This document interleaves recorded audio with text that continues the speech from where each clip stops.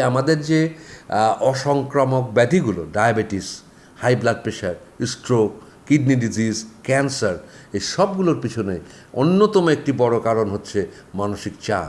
আমাদের আজকাল জীবন যত বেশি আপনার বিভিন্ন দিকে বিস্তার লাভ করছে, আমাদের জীবনে এখন অনেক কিছু ব্যাপার রয়েছে।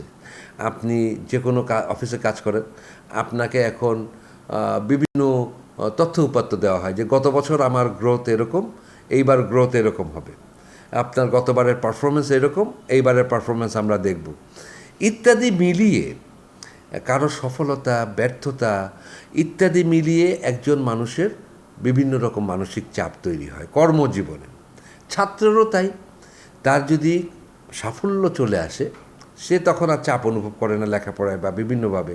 তো চাপগুলো কোথা থেকে আসে? একটা ছাত্রকে যদি বলি, তার তার ব্যক্তিগতভাবে কিছু চাপ আসতে পারে, ব্যক্তিগতভাবে নিজেকে অসফল মনে করতে পারে, অথবা যে কাজটি সে করছে এই কাজটি সম্বন্ধে তার একটা মানে নেগেটিভ একটা চিন্তা আসতে পারে যে এই কাজটি আমার জন্য নয়।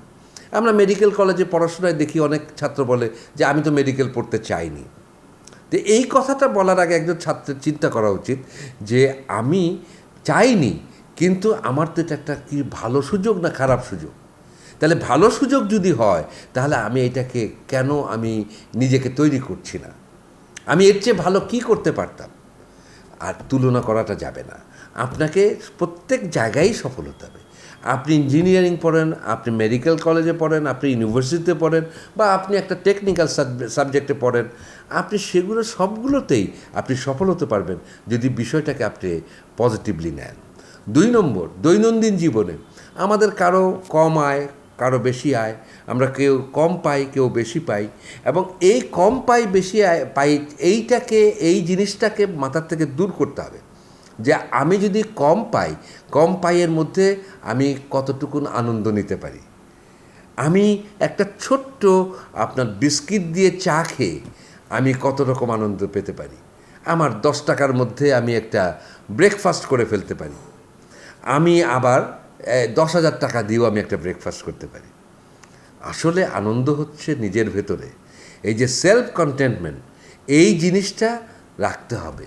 এইটা যদি আপনি রাখতে পারেন, ছোট্ট ছোট্ট শিক্ষাগুলো, আপনি ছোট ছোট জিনিসে যদি আপনি হাসতে পারেন এবং আপনার দৈনন্দিন কার্যক্রমকে যদি আপনি ভাগ করে নেন যে আমি এই সময়ে কাজ করব, আমি এই সময়ে কাজ করব না, তাহলে আপনার মধ্যে মানসিক চাপ তৈরির মাত্রা কমে যাবে। আপনি দৈনন্দিন একটু আপনি হালকা সামাজিক কার্যক্রমে অংশগ্রহণ করুন, আপনি হালকা ব্যায়াম করুন, আপনি রিক্রিয়েশনে যান, আপনি একটা ভালো ছবি দেখুন। আর সবচাইতে ভালো মানসিক চাপ দূর করার বিষয় হচ্ছে বই পড়া।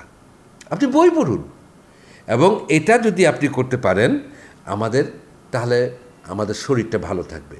এবং দেখেন, আমাদের সবচাইতে বড় গুরুত্বপূর্ণ বিষয় হচ্ছে আজকে আমাদের যে অসংক্রামক ব্যাধিগুলো diabetes, high blood pressure, stroke, kidney disease, cancer, এই সবগুলোর পিছনে অন্যতম একটি বড় কারণ হচ্ছে মানসিক চাপ।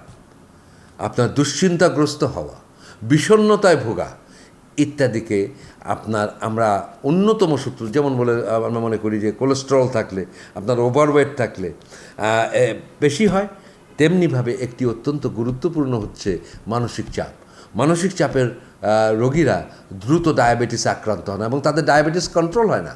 মানসিক চাপে বারবার আপনার হার্ট অ্যাটাকে আক্রান্ত হন এবং তাদের ব্লাড প্রেশার কখনো কন্ট্রোল হয় না। এই জন্য আমাদের শরীরের রোগ আপনার প্রিভেন্টিভ যে সাইড যেটা, তার মধ্যে আপনি জানেন যে ইমিউন সিস্টেম, যেখান দিয়ে আমরা রোগের সাথে যুদ্ধ করি, আমরা প্রতিরোধ করি। রোগ প্রতিরোধ ব্যবস্থায় ইমিউন সিস্টেম সবচেয়ে গুরুত্বপূর্ণ ভূমিকা পালন করে। আমি যদি মানসিক চাপবিহীনভাবে, সুন্দরভাবে, আমি অত্যন্ত শৃঙ্খলার সাথে আমার কাজগুলো করি, আমার ইমিউন সিস্টেম আস্তে আস্তে আমার পজিটিভ দিকে যায়।